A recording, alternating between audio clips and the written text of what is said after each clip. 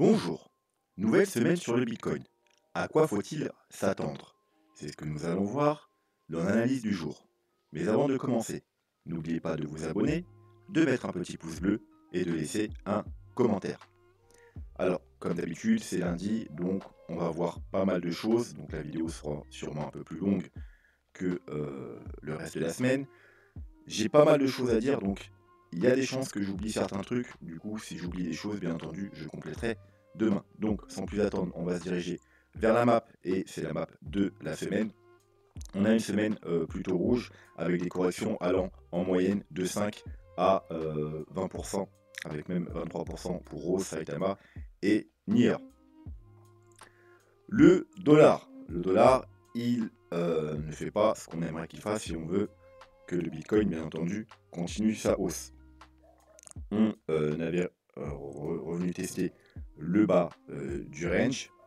On a consolidé pendant un certain nombre de jours, et là, on reprend la hausse. D'ailleurs, vous pouvez voir que toute cette période ici, le Bitcoin, lui, il a monté, et que là, on trouve du support, on remonte. Le Bitcoin, lui, il a trouvé la résistance et il redescend. Alors, c'est pas toujours comme ça, hein. Sur le court terme, ils sont pas forcément tout le temps corrélés, le Bitcoin et le dollar. C'est plutôt sur le long terme.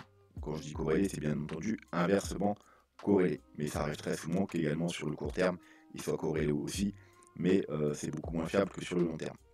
Donc, bien entendu, nous, ce qu'on veut, c'est que le dollar ne soit pas dans une reprise de la tendance haussière et continue à monter tout là-haut. On a été rejeté de la zone de rechargement de short, et ce qu'on aimerait bien avoir, du coup, c'est que là, ce soit juste un rebond et qu'il reparte pour aller beaucoup plus bas. Et là, on aurait droit, du coup, probablement sur le Bitcoin, à une continuité de la hausse et même aller faire des nouveaux plus hauts. Si par contre, on a vraiment trouvé un support ici, on puisse en faire un plus haut, vous voyez, par rapport au dernier plus haut, et qu'on continue à monter et on casse la zone de rechargement de short, malheureusement, il faudra s'attendre à aller faire des nouveaux plus bas sur le Bitcoin. Le Bitcoin, alors on va commencer sur les petits time frames, donc en 4 heures. Alors, qu'est-ce qui s'est passé? Alors, la dernière vidéo, rappelez-vous, je vous avais dit quoi? Je vous avais dit que moi, je vois une correction. Une correction, et là, j'avais deux possibilités.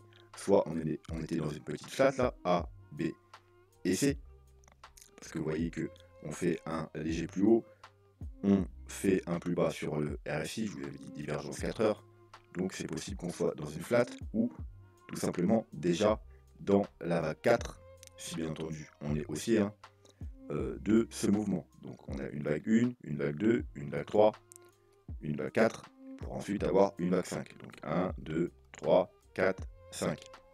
Voilà, donc je m'attendais à une correction, soit une petite correction si on est dans une flat, soit une correction un peu plus importante si on est dans une vague 4. Donc, pour l'instant, on peut d'ailleurs toujours être dans une flat ou dans une vague 4, mais au vu du RSI, là, maintenant, comme il est, et du graphique, je penserais plus quand même pour la vague 4, et comme je vous disiez, si on est dans une vague 4, on a probablement fait une 1, 2, 3, 4, 5, même si moi je pensais plus pour la flat. Pourquoi? Tout simplement parce que la vague 5 est assez petite.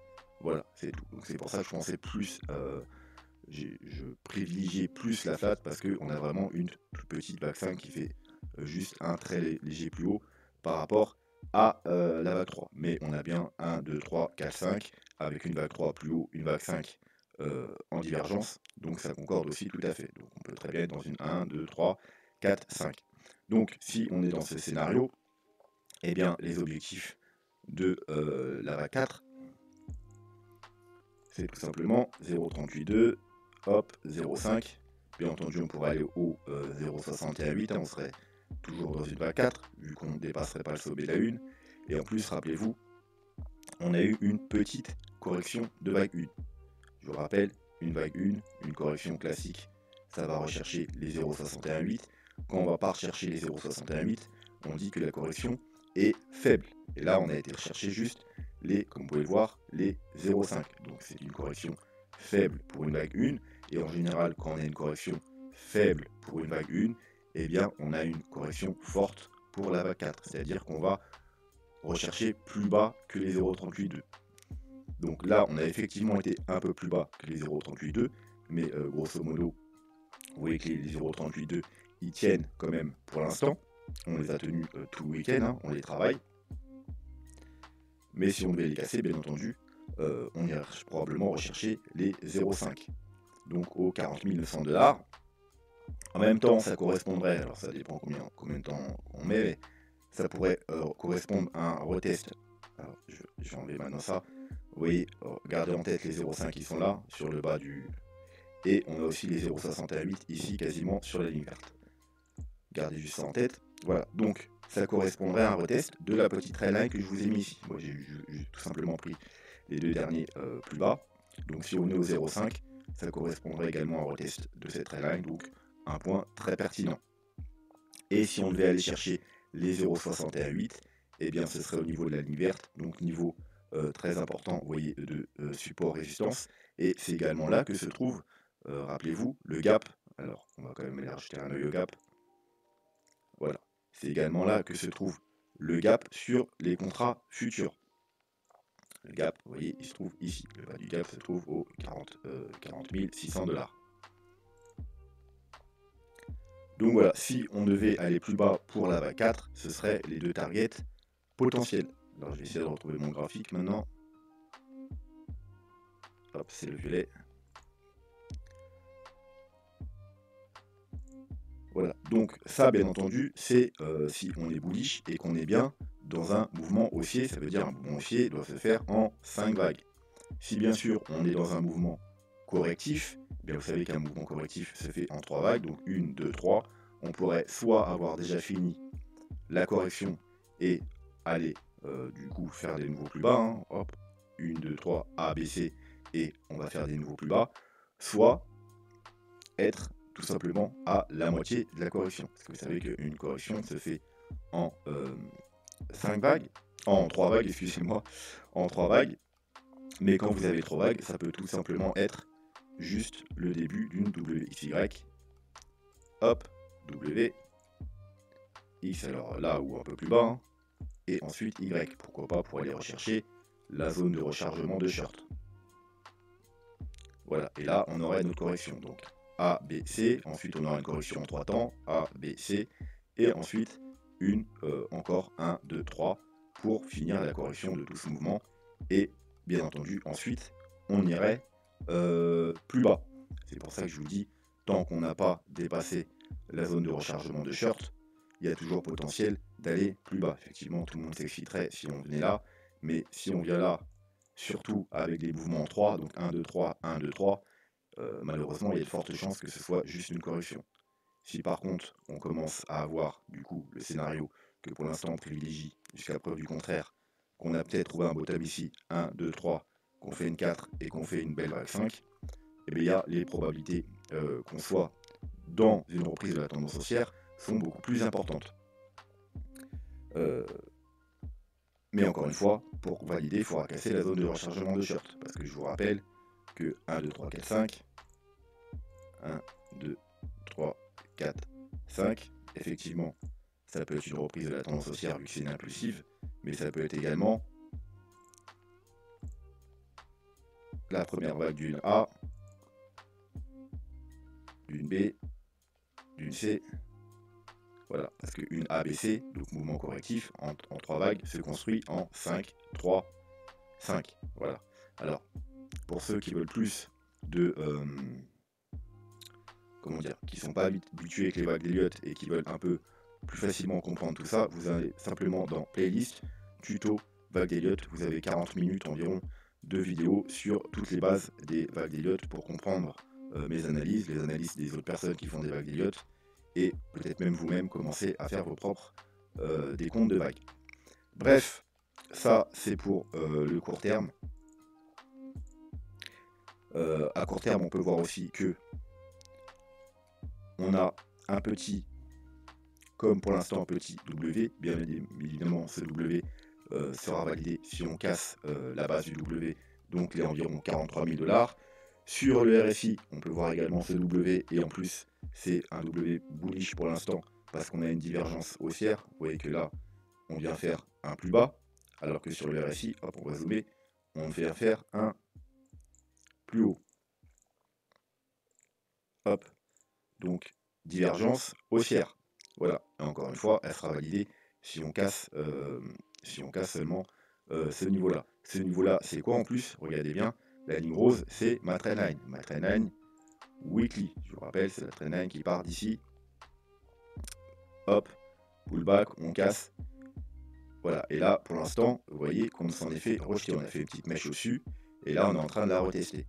Donc, dans l'immédiat, pour l'instant, il faut être très prudent, parce que ça pourrait être juste, du coup, un retest, un pullback. On la casse, on vient faire un pullback, et ensuite, on va plus bas. Si par contre, on commence à avoir des clôtures, et bien entendu, c'est une trendline weekly, donc en weekly au-dessus, ce sera plutôt bullish, il faudra s'attendre à continuer la hausse. On va revenir en 4 heures, et vous voyez que, alors je sais qu'il y a certaines personnes, enfin, du moins une personne en commentaire m'a dit que ma trendline n'était pas valide, parce qu'elle ne respecte pas les règles que lui, il s'est fixé pour une trendline. Alors, savoir que je m'en contrefiche de vos règles pour vos trendlines. Moi, mes trendlines, j'ai mes propres règles. Donc, ma trendline, je l'avais tracée ici avec les deux derniers plus hauts. Je l'ai prolongée. Vous voyez qu'ici, on a parfaitement été la retester pendant une semaine, 2 semaines, 3 semaines, 4 semaines avant de la casser. On la casse, on vient faire un pullback dessus. Ça nous emmène plus bas. Et là, encore, on la reteste. C'est une trendline weekly. Et vous voyez que même en 4 heures, vous voyez, pullback, la mèche là, la grande mèche, pullback dessus, là pareil, pullback, pullback, là regardez, une fois qu'on a cassé, ça sert de résistance, et là encore par 2 fois. Donc une trendline weekly qui est reconnue en 4 heures, si vous appelez pas ça une bonne trendline, je sais pas ce qu'il vous faut de plus. Bref, voilà, donc du coup, là d'ailleurs je vois qu'on est en train de rechuter, justement à cause du rejet de cette trendline, donc à court terme, la cassure de cette trendline sera plutôt bullish, et on aura probablement fini notre A4. Mais bien entendu, si on veut être bullish sur du long terme, il faudra bien entendu la casser en weekly. Bref, on va continuer avec le deuxième graphique. Donc le deuxième graphique, vous savez, c'est un graphique ultra simple. C'est un canal avec le bas, le haut et la médiane. Et à chaque fois qu'on casse, qu'on clôture en weekly bien entendu, au-dessus du bas du canal, on va rejoindre à minima la médiane. Et si on casse la médiane, eh bien on va rejoindre le haut du canal. Et c'est pareil dans les deux sens. Et on casse, on va rejoindre la médiane. Elle rejette, on va rechercher le bas du canal. On rebondit, on va rechercher la médiane. On casse, on va rechercher le haut. Ici, on casse, on va rechercher le bas. On rebondit, on va rechercher la médiane. Hop, une fois qu'on casse, là, du coup, ça joue résistance. Alors, la semaine dernière, je vous avais dit de surveiller attentivement là, que si bien entendu on clôturait au-dessus du canal, ce serait très bullish, et il faudrait s'attendre, et bien comme à chaque fois, à aller rechercher la médiane. La médiane se trouve environ 51 000 $. Malheureusement, on a eu une grosse mèche de rejet, et vous voyez que là, pour l'instant, on est en dessous. Donc pour l'instant, là, c'est pas bullish, c'est plutôt même bearish, parce que en gros, là, ça ressemble plutôt à un pullback, avec une petite mèche de fake out. Et voilà, donc là, cette semaine va être vraiment très importante. Soit elle va marquer bien, le rejet, comme quoi c'est juste un pullback, soit on va réussir à passer au-dessus, et donc c'est le niveau, c'est les 43 000 $, et à clôturer au-dessus, et là, ce sera très bullish. Il faudra s'attendre à probablement se diriger vers la médiane. Donc on surveillera ça attentivement. La semaine, très importante, si on clôture en dessous, malheureusement, il y a des chances que bien, on reprenne la baisse. Si on clôture au-dessus, et il y a des chances qu'on ait recherché la médiane. Ensuite, on va s'intéresser, alors je vais enlever ça, ça va pas nous servir maintenant, au weekly, parce que vous savez que tous les lundis, on analyse les gros time frames. Donc, je vous montre globalement mon graphique weekly, voilà, pour que vous ayez une idée de quoi je cause. Et ensuite, on va juste 2 minutes aller voir le daily. Alors, vous voyez que on a un canal, et je vous ai également mis un niveau très important ici. Vous voyez, c'est le niveau qui a fait résistance ici, résistance ici, résistance ici, support là, support sur la grosse mèche, support là avant qu'on le casse. Et là, on l'avait cassé il y a quelques jours. Et là, regardez ce qu'on est en train de faire, un pullback. Donc pour l'instant, par rapport au daily et ce gros niveau, c'est toujours bullish parce que c'est simplement un pullback. Bien entendu, si on devait commencer à avoir des clôtures au-dessus, en dessous, eh bien, on passerait plutôt bearish. Si par contre, on remonte à partir de là, ou alors qu'on a une petite mèche pour faire peur et on repasse au-dessus, eh bien, il faudra s'attendre à continuer la hausse. Bon, ça, c'était juste pour le daily, mais maintenant, on va s'intéresser au weekly. Donc, je vous rappelle, je sais pas pourquoi il est aussi grand, hop là, voilà. Je vous rappelle un peu le principe de ce graphique. On a un canal haussier très long terme avec une médiane. Vous voyez, la médiane ici, rejet, là, rejet, là, rejet, là, rejet, et encore une fois, là, rejet. Là, on avait fait un petit fake out, et là, rejet. En général, quand on est rejeté, on va chercher le bas du canal, donc les bottoms des grosses corrections sur le Bitcoin. Bon, jusqu'à présent, là, on ne l'a pas encore fait. Et ensuite, on a un rectangle vert. Le rectangle vert, c'est quoi? C'est tout simplement un Fibonacci du bottom jusqu'au top. Et c'est les 0,236, 0,382 en logarithmique. Alors, je vous montre un exemple. Vous voyez de quoi je cause. On prend un Fibonacci, on le met au bottom, on va jusqu'au top, on met son Fibo, vous allez dans Réglage, vous descendez tout en bas, niveau de Fibonacci, niveau logarithmique, excusez-moi, hop, et vous voyez que c'est la zone des 0,236 à 0,382. Et c'est pareil pour chaque rectangle vert. Voilà. Donc, à chaque fois que le Bitcoin a fait une grosse correction, donc communément appelé un bear market, eh bien, on est parti rechercher ce rectangle vert. Et en général, on va rechercher soit le bas du rectangle, donc les 0,382 comme ici, soit à peu près au milieu, entre les deux. Vous voyez, comme ici. Ici, on a été parfaitement rechercher les 0,382 en décembre 2018. Choc du Covid, on est parti à peu près rechercher le milieu, d'ailleurs parfaitement également sur le canal. Et là, pour l'instant, je dis bien pour l'instant, on est parti rechercher eh bien, les 0,236. Donc effectivement, c'est un niveau, c'est le début du coup de la zone d'achat, donc niveau important. Mais jusqu'à présent, on ne s'est jamais arrêté sur les 0,236. Vous voyez, alors ici, on a venu chercher, on a eu un petit rebond, hop, donc un petit rebond de 50%, et ensuite on l'a traversé. Ici, pareil, on vient chercher les 0,236, rebond de 65%, et ensuite malheureusement on le traverse. Ici encore une fois, hop, on vient chercher une fois, rebond 80%, encore une fois rebond 56%, mais voilà, au final, on la traverse et on vient chercher plus bas. Donc, malheureusement, à vue d'œil, eh bien, si on doit s'en tenir, alors il n'y a que 3 fois que ça s'est passé, mais à chaque fois, quand on est venu chercher les 0,236, on a eu effectivement un rebond, comme on est en train de faire là, entre 40, 50, 60%.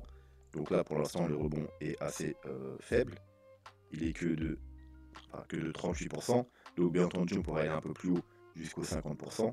Mais si on s'en tient au graphique, il y a plus de chances que malheureusement ensuite on ait cassé ce niveau pour aller chercher tout simplement à minima le milieu, voire le bas du rectangle vert. Voilà. Et en même temps, au passage, eh bien, la trendline haussière long terme. Donc tant qu'on n'a pas de réelle confirmation haussière, c'est malheureusement sur du long terme ce scénario qu'il faut privilégier. Ça ne nous empêche pas de rentrer à l'achat et surtout de rentrer des nouvelles paliers à chaque fois qu'on a des confirmations haussières. D'ailleurs, je vous ai parlé la semaine dernière d'une stratégie que je suis en train de mettre en place, que je vais bien sûr développer ultérieurement dans une vidéo complète, et que j'ai déjà fait 2 paliers d'achat sur les 5 au total, et je continuerai à faire mes paliers d'achat sur chaque confirmation haussière, mais je reste prudent en sachant que, bien entendu, on pourrait aller plus bas. D'ailleurs, moi, personnellement, et c'est juste personnellement, j'aimerais beaucoup vraiment qu'on aille plus bas et qu'on aille chercher ce niveau-là. Pourquoi? Eh bien, non seulement c'est les 0,382 et vous savez qu'on n'a jamais été plus bas. Donc au moins, on serait quasiment assuré qu'on n'irait pas plus bas. En plus, il est situé sur les 21 000, environ les 21 200 $. On y serait vers, du coup, si on devait en plus aller tester le canal, donc ça nous ferait un double niveau de support, un double gros niveau de support, et donc on y serait aux alentours du mois de mai. Et en plus, regardez, si je vous mets les moyennes mobiles, hop, donc on a la moyenne mobile 200, elle va continuer à se diriger un peu vers là, on serait également sur la moyenne mobile 200 weekly. Donc je vous enlève le graphique, hop, on va enlever les moyennes mobiles qui ne servent pas, voilà, et vous voyez que depuis 2015, alors avant on n'a pas d'historique, mais si on devait prolonger, on aurait quelque chose comme ça, je pense qu'on aurait quelque chose comme ça. Donc en général, sur les bottoms, on va rechercher la moyenne mobile 200 weekly. Vous voyez, une fois, deux fois, alors on peut avoir une petite mèche en dessous. Là, pareil, on vient la rechercher. Là, choc du Covid, on vient la rechercher avec une petite mèche en dessous. Donc ce serait, encore une fois, on serait assuré de ne pas aller beaucoup plus bas, sauf avec une petite mèche. Donc ça nous ferait, du coup, un triple gros niveau de support. Et du coup, ce serait vraiment un point d'entrée idéal. Surtout que, alors on va s'enlever la moyenne mobile. Regardez à combien précisément se situe ce niveau. Alors je vous l'ai dit il y a 2 minutes, 21 100, 21 200 $. Et donc, si on faisait pas de mèche et on venait chercher pile ce niveau, eh bien, ça empêcherait beaucoup de gens de rentrer. Pourquoi? Parce que si vraiment on commence à faire des plus bas, les gens, ils ont en tête 20 000 $, voire même un peu plus bas. Il y en a beaucoup qui ont en tête aussi 14 000 $ si on devait casser les 20 000 $. Pourquoi? Parce que vous voyez, c'est le gros niveau de support qu'on a là. Et également, regardez, hop, je vous mets mon réflecteur mensuel. Vous voyez, c'était le niveau de clôture mensuel des bougies qu'on a là. Vous voyez, ce niveau-là, c'est le gros niveau qu'on devrait aller chercher si on cassait les 20 000 $. Bref, du coup, si vraiment on devait aller à la baisse, beaucoup de monde attendrait pour acheter les 20 000 $ tout rond, voire un peu plus bas, 19 18 000, voire même jusqu'aux 14 000 $. Et en s'arrêtant aux 21 200 $, eh bien la majorité des gens, du coup, n'achèteraient pas. Parce que ceux qui ont leur ordre aux 20 000 $, bien entendu, les plus malins, ils vont pas mettre aux 20 000 piles. Vous savez qu'en général, quand il y a une grosse target, faut que ce soit à la hausse ou à la baisse, faut mettre les ordres un petit peu en dessous, parce qu'on va rarement chercher pile poil les niveaux. Par exemple, s'il y a un altcoin, l'objectif c'est 40 $, vous allez acheter à 39 ou à 38, parce que souvent ça va s'arrêter un petit peu avant, parce que justement beaucoup de monde veut racheter cette zone. Et bien à la baisse c'est pareil, il y en a beaucoup qui ne vont pas mettre à 20 000 piles, ils mettront peut-être à 20 200, 20 400, 20 600 $, mais il y aurait peu d'ordres d'achat à 21 200 $. Donc on irait bien chercher la zone des 20 000 $, mais on ne laisserait pas les gens rentrer dedans, puisqu'on s'arrêterait vers les 21 200 $, et qu'ensuite ça remonterait sûrement très très vite, et les gens devront rentrer bien plus tard. Et c'est comme ça qu'on veut que ça se passe sur un bottom. Donc voilà pourquoi ça, j'aimerais personnellement que ça se passe. Ça nous assurait en plus un bottom long terme et une belle nouvelle tendance haussière. Voilà, donc après, comme je vous dis, c'est si vraiment on devait recasser les 0,236 comme ça s'est passé à chaque fois par le passé. Donc ça, c'est d'un point de vue graphique. Maintenant, on va aller jeter un œil aux indicateurs. Donc on va commencer rapidement par le MACD. Et vous voyez que pour l'instant, alors je vais repasser en weekly, désolé, il n'y a pas trop de changements. On a eu un premier signal haussier ici avec le croisement du stock RSI, mais vous savez que pour confirmer ce mouvement haussier, il faut également casser la zone de survente. Donc là, on est en train de la travailler, mais ce n'est pas encore fait. Il faut vraiment que les deux lignes passent la zone de survente. Et on aura l'ultime confirmation, bien entendu, avec le MACD, quand celui-ci recroisera la hausse et qu'on aura des bougies vertes. Chose que pour l'instant, on est loin d'avoir fait. Donc on est encore bearish en weekly sur le MACD et le stock RSI. On est bearish, on est sur une grosse résistance, donc c'est pour ça qu'il faut être très prudent. Ensuite, le RSI. Le RSI, qu'est-ce qu'on peut voir sur le RSI? Bon, deux choses. Hein. D'une, on a une trendline baissière. Donc bien évidemment, le jour où on la cassera, ce sera extrêmement bullish et il faudra s'attendre à aller faire des niveaux plus hauts. Et on a également, potentiellement, je dis bien potentiellement, tant qu'on ne casse pas le dernier plus bas des 30 000 $ et qu'on a toujours un plus haut ici, on a une divergence haussière cachée. Pourquoi? Parce qu'on fait un plus haut sur le prix, mais un plus bas sur le RSI. Bien entendu, cette divergence sera invalidée si on casse ce niveau, parce que du coup, on aura bien un plus bas sur le prix et un plus bas sur le RSI. Voilà, c'est tout ce qu'on peut dire sur le RSI en weekly. Ensuite, alors on va revenir du coup aux moyennes mobiles. Et ce qu'on peut voir sur les moyennes mobiles, c'est que on est, alors bien entendu, on a cassé ici le MA21 et la MA50. Donc du coup, on est revenu chercher à peu de choses près la MA100. Comme je vous dis, en général, quand on casse les moyennes mobiles, on va rechercher la suivante. On n'est pas tout à fait allé la chercher, mais pratiquement. Et là, pour l'instant, on est juste en train de faire un pullback. On casse, pullback, sur ces deux grosses moyennes mobiles. Donc niveau très important de résistance.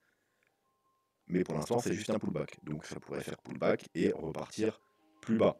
Ou, bien entendu, si on casse ce niveau, ce sera bullish, puisqu'on sera au-dessus de toutes les moyennes mobiles. Et voilà, en weekly, hein, quand on casse, hop, quand on casse ici, vous voyez, on casse ici, gros mouvement haussier. Ici, on recasse les moyennes mobiles, gros mouvement haussier. Là, on casse, gros mouvement haussier. Là, pareil, gros mouvement haussier. Et là, quand on repasse au-dessus, vous voyez, hop, gros mouvement aussi. Donc bien entendu, si on cassait les 48 000, 49 000 $ avec clôture, parce que c'est du weekly, bien entendu, il faudrait s'attendre probablement à aller faire des nouveaux plus hauts. Mais pour l'instant, c'est juste un pullback. Et donc, il faut être très prudent parce qu'il y a une grosse résistance aux alentours des 48 000 $. Surtout que par le passé, qu'est-ce qu'on peut voir, c'est qu'à chaque fois qu'on a cassé la moyenne mobile 21 et la moyenne mobile 50, on est parti rechercher la moyenne mobile 200. Vous voyez, ici, on les casse, on est parti chercher la moyenne mobile 200. Ici, une fois qu'on les a cassés, on est parti chercher la moyenne mobile 200. On les a cassés, on est parti rechercher la moyenne mobile 200. Ici, on a été sauvé par la moyenne mobile 50, donc on a pu faire un rebond. À aucun moment, la moyenne mobile 100 n'a joué son rôle et on est reparti faire des nouveaux plus hauts. On a eu des rebonds, vous voyez là, on a travaillé, on a eu un rebond. Ici, on l'a totalement traversé. Ici, on a eu un rebond, mais après on allait faire des plus bas. Mais la plupart du temps, enfin tout le temps, jusqu'à présent du moins, quand on a cassé ces deux moyennes mobiles, on est parti rechercher la moyenne mobile 200.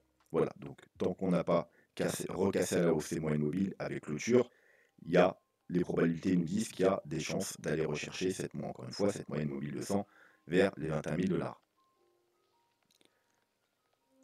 On va continuer dans les moyennes mobiles avec tout simplement le ruban. Et le ruban pour l'instant nous dit la même chose. On a cassé le ruban. Là, on est juste dans un pullback.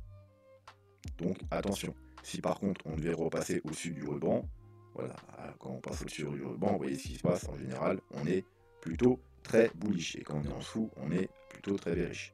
Donc le haut du ruban est aux alentours des, encore une fois, 47 000 $. Alors ça, c'est pour le ruban. Ensuite, Ichimoku.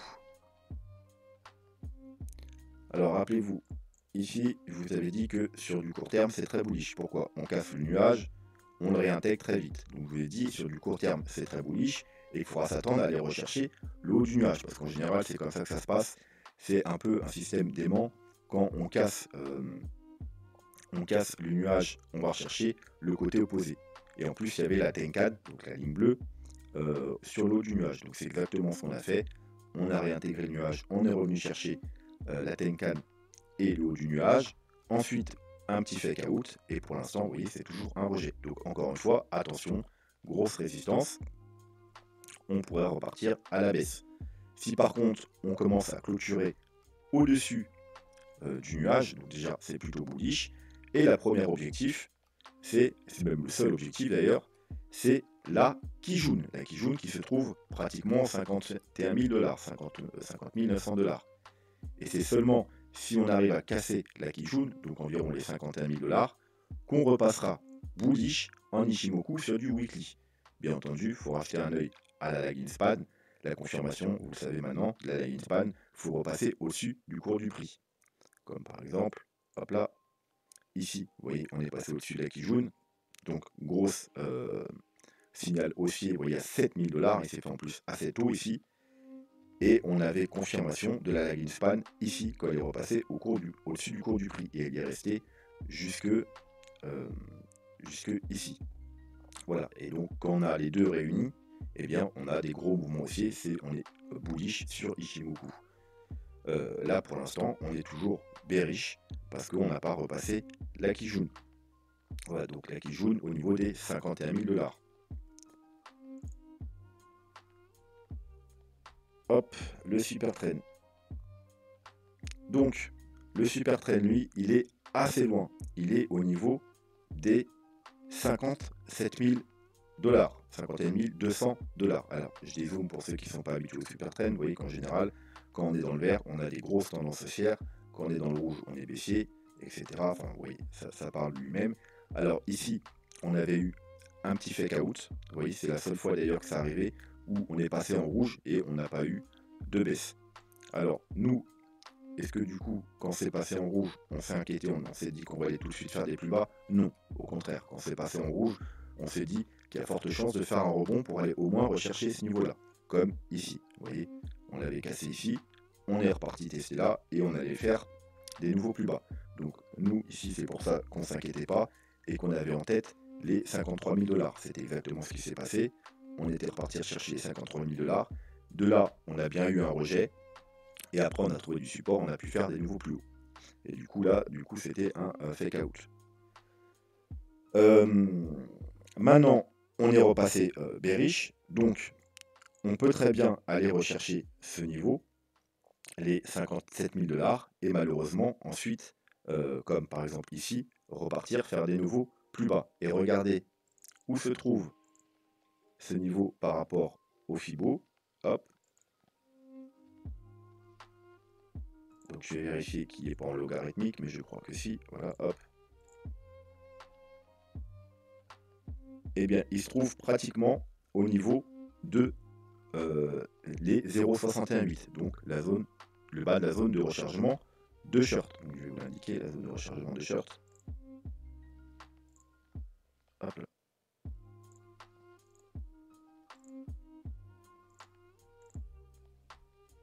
On va se le mettre en rouge. Voilà, il se trouve au niveau de la zone de rechargement de short.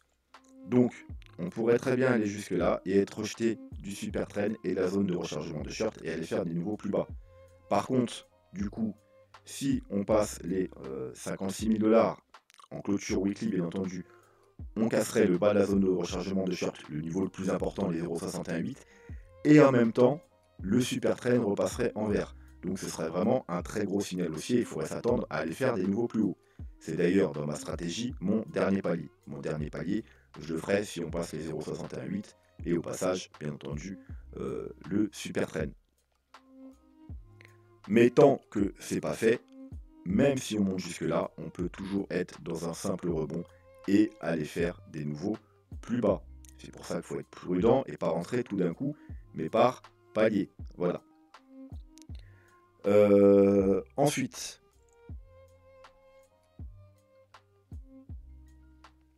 il me semble que je voulais vous montrer le Gaussian Channel. Hop. On va se enlever le graphique. Le Gaussian Channel. Donc je vous montre pour ceux qui ne connaissent pas. Voilà. C'est quelque chose comme ceci. Et là, vous pouvez voir qu'on est en train de travailler la médiane. Donc on a cassé. Donc on a fait, pour l'instant, on est plutôt légèrement en dessous. Ça présente plus à un fake out. Vous voyez, on a une bougie et on n'arrive pas à repasser, à clôturer vraiment au-dessus. Donc, si on clôture la semaine en dessous, malheureusement, encore une fois, ce sera plutôt bearish parce que ce sera juste un pullback et il faudra s'attendre à aller rechercher à minima le bas du canal vers les 31 800, voire, eh bien, comme à chaque bottom, vous voyez qu'à chaque bottom, on est allé chercher en dessous. Vous voyez, ici, ici, ici. Donc voilà, il faudrait s'attendre à aller chercher en dessous, et donc pourquoi pas les 25 000 $, voire plus bas, hein, comme on a vu tout à l'heure, au niveau des 21 000 $. Bref, si par contre, on arrive à remonter et à clôturer la semaine au-dessus, eh bien on pourrait très bien aller chercher, première target déjà, le haut du Gaussian Channel pour faire un pullback ici, et ensuite soit on en sera rejeté pour continuer la chute, soit on repasserait au-dessus, et là si on repasse au-dessus, vous pouvez voir que quand on est au-dessus du Gaussian Channel, vous voyez là on passe au-dessus, magnifique pullback, grosse tendance haussière, on passe au-dessus, magnifique pullback, grosse tendance haussière, on passe au-dessus, magnifique pullback, grosse tendance haussière. Là, il y a eu un petit fake out. Alors, on pourrait dire que c'est à cause du Covid, donc c'est événement exceptionnel. Là, on repasse au-dessus, magnifique pullback, grosse tendance haussière. Là, eh bien, c'est tout simplement, on vient s'en servir comme support. Hop, encore une fois, on vient s'en servir sans support. Et à chaque fois, ça nous donne des belles tendances haussières. Donc, si on devait clôturer au-dessus des, hop, on va être précis, allez, environ 52 000 $. Donc, vous voyez, c'est proche du niveau qu'on avait tout à l'heure, 52 000 $, 51 000 $, excusez-moi. Eh bien, il faudrait s'attendre, du coup, comme par le passé, à une nouvelle grosse jambe haussière. Mais tant qu'on n'a pas passé ce niveau, eh bien, c'est plutôt bearish si on doit s'en tenir à la lecture de ce qui s'est passé précédemment. Et bien entendu, si on devait casser et que vous loupez l'entrée, vous aurez peut-être la chance d'avoir, comme à chaque fois, vous voyez, un magnifique petit pullback avant de repartir à la hausse. Donc ce serait même sûrement le dernier excellent niveau d'achat pour prendre le train haussier comme à chaque fois. Vous voyez, hop, pullback, on a même eu là on casse pullback, là on casse pullback. Voilà, donc si vraiment vous loupez le train et que on monte, et quelques jours après ou quelques semaines après, on revient tester le haut de ce canal, ce sera votre dernière chance de rentrer à un prix très intéressant pour surfer sur la prochaine vague haussière. Voilà, ça c'est sur le Gaussian Channel. Et je pense que je suis bon pour les indicateurs. Je vais vérifier, mais ouais, je pense que je suis bon. Donc on va, je pense, s'arrêter là. Ça fait longtemps qu'on n'a pas vu les volumes. On va quand même jeter un petit coup d'œil aux volumes. Et malheureusement, vous voyez que les volumes, hop, si je vous mets une petite ligne,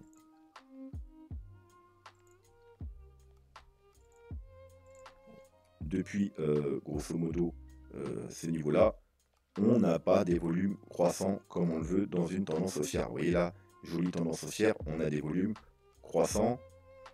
Là, tendance haussière, on a des volumes croissants. Tendance haussière, on a des volumes croissants. Et là, malheureusement, on a des volumes qui stagnent. Donc on n'a pas encore de signaux par rapport au volume qu'on va avoir une belle tendance haussière. Si par contre on arrive à casser ce niveau, si on voit que les volumes commencent à monter, eh bien on aura sûrement une nouvelle tendance haussière. Voilà, sur ce, eh bien je vous souhaite une bonne soirée. N'oubliez pas en commentaire de me mettre vos altcoins préférés. Je ferai un plaisir de les analyser. Également de mettre un petit pouce bleu, un commentaire et bien entendu si ce n'est pas déjà fait, de vous abonner. Sur ce, je vous dis à demain. Tchuss.